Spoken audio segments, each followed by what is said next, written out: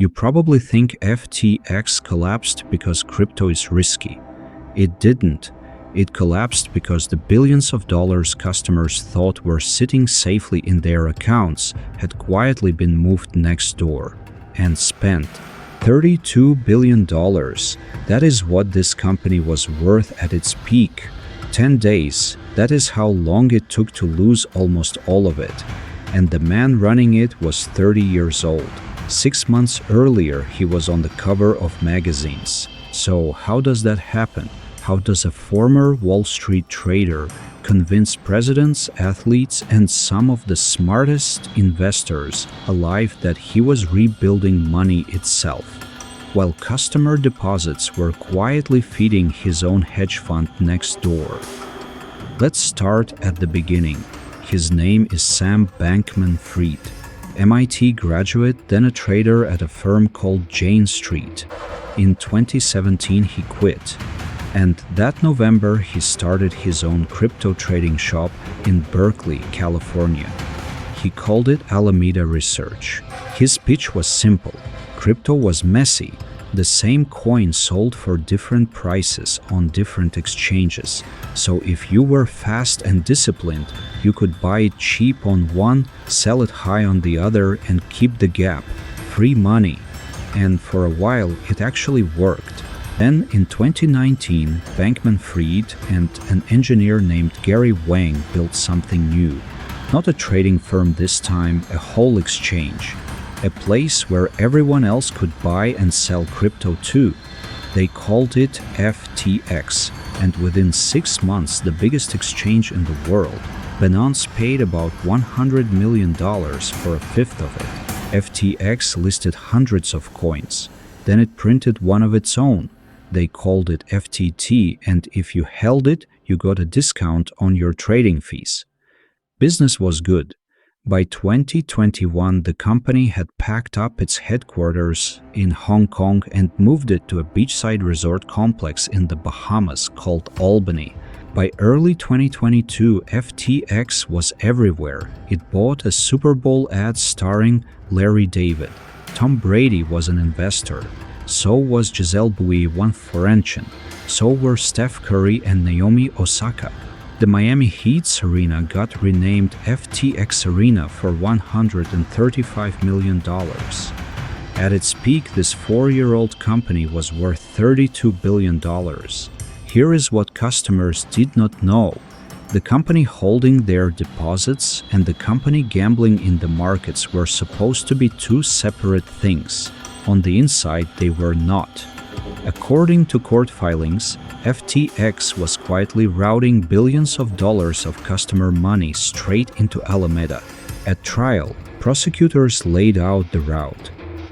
Customers thought they were wiring money to FTX. They weren't. The bank accounts belonged to Alameda, and Alameda used that money for its own trades, for venture bets, and for personal loans to the people in charge. But Alameda had a problem hiding in its own books. A huge chunk of what it called assets was FTT, the coin its sister company had printed out of thin air. Think about what that means. Alameda owned billions of dollars of a coin whose price was mostly set by trading on FTX. The two companies were backing each other with money one of them simply made up. On paper, it looked like a balance sheet. In reality, it was a snake eating its own tail. And for more than 2 years, nobody outside noticed. FTX was profitable. Bankman-Fried gave thoughtful interviews about giving his fortune away. When other crypto firms blew up in early 2022, he bailed them out. Everyone decided he was the responsible adult in a reckless industry. Then, on November 2, 2022, a reporter at the crypto outlet CoinDesk named Ian Allison published a story.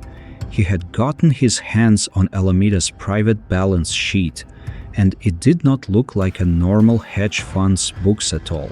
Here are the numbers. As of June 30th, Alameda said it had $14.6 billion in assets. but $3.66 billion of that was FTT just sitting there. Another $2.16 billion was more FTT pledged as collateral. Added up, almost 40% of the firm's assets was a coin its own sister company had printed. Okay, let's stop and make sure this is clear, because everything after this happens fast.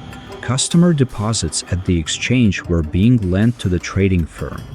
The trading firm's books were propped up by a coin the exchange controlled. So the whole thing only worked as long as everyone stayed calm and nobody asked for their money back all at once. Guess what happened next? 4 days later, on November 6th, the head of Binance, a man named Changpeng Zhao, posted on Twitter that his company was going to sell off all of its FTT. He blamed, in his words, recent revelations. The market understood the message instantly. Get out. FTT cratered. And customers did the obvious thing. They tried to pull their money out all at once. According to court filings and reporting at the time, FTX was hit with about $6 billion in withdrawal requests in 72 hours. But the money wasn't there to give back, because prosecutors would later argue it had been over at Alameda the whole time. On November 8th, FTX froze withdrawals. Binance said it would ride in and rescue the company. Then it looked at the books for 1 day and walked away. On November 11th, 2022, FTX, Alameda, and roughly 130 connected companies filed for bankruptcy in Delaware. Bankman-Fried resigned that morning, and in walked a restructuring lawyer named John J. Ray III, the man who had cleaned up after Enron. Now, Ray had seen some things. He ran the cleanup of Enron, one of the most infamous frauds in American history. So when he filed his very first sworn statement to the court 5 days in, his words carried weight. In 40 years of doing this work, he wrote, he had never seen such a complete failure of corporate controls. On December 12th, police in the Bahamas arrested Bankman-Fried at the request of the United States government. He was flown to New York later that month. Prosecutors in the Southern District of New York charged him with a stack of fraud and conspiracy counts. And the case moved fast. By the spring, 3 of Bankman-Fried's closest colleagues had pleaded guilty and agreed to testify against him. The most important one used to run Alameda. Her name was Caroline Ellison. Quick note on how we know all this, because it matters. None of this is rumor. It comes from John Ray's bankruptcy filings, from the indictment and the trial transcripts in the case United States versus Bankman-Fried, from Caroline Ellison's testimony under oath, from Judge Lewis Kaplan's sentencing order, and from reporting at CoinDesk, the New York Times, and Bloomberg. Almost everything from here is straight off the public trial record.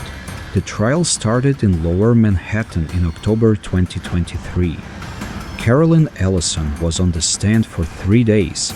She told the jury that Bankman-Fried had personally told her to use FTX customer money to cover Alameda's losses and to fake the financial statements Alameda was sending to its lenders. His defense was, basically, that he didn't know, that his employees handled the books, that he was the big picture founder, focused on strategy, not details. The jury took about 5 hours to decide what they thought of that. On November 2nd, 2023, exactly 1 year to the day after that CoinDesk story, the jury convicted Sam Bankman-Fried on all 7 counts. 2 counts of wire fraud, 2 of conspiracy to commit wire fraud, 1 of conspiracy to commit securities fraud, 1 for commodities fraud, and 1 for money laundering. The United States Attorney called it one of the biggest financial frauds in American history. On March 28, 2024, Judge Lewis Kaplan sentenced Bankman-Fried to 25 years in federal prison, plus 3 years of supervised release. and ordered him to hand back more than $11 billion. Carolyn Ellison, who cooperated, got 2 years. The other 2 senior insiders got reduced sentences as well. The cleanup took years. The estate chased money across Bahamas penthouses, venture investments, political donations, and personal loans to insiders. In the end, customers were paid back in dollars, but not in the crypto they actually lost, which by then was worth far more. So here's the thing FTX has in common with Wirecard and with WorldCom. It is not the industry. Crypto is new, telecom is old, German payments processing is older.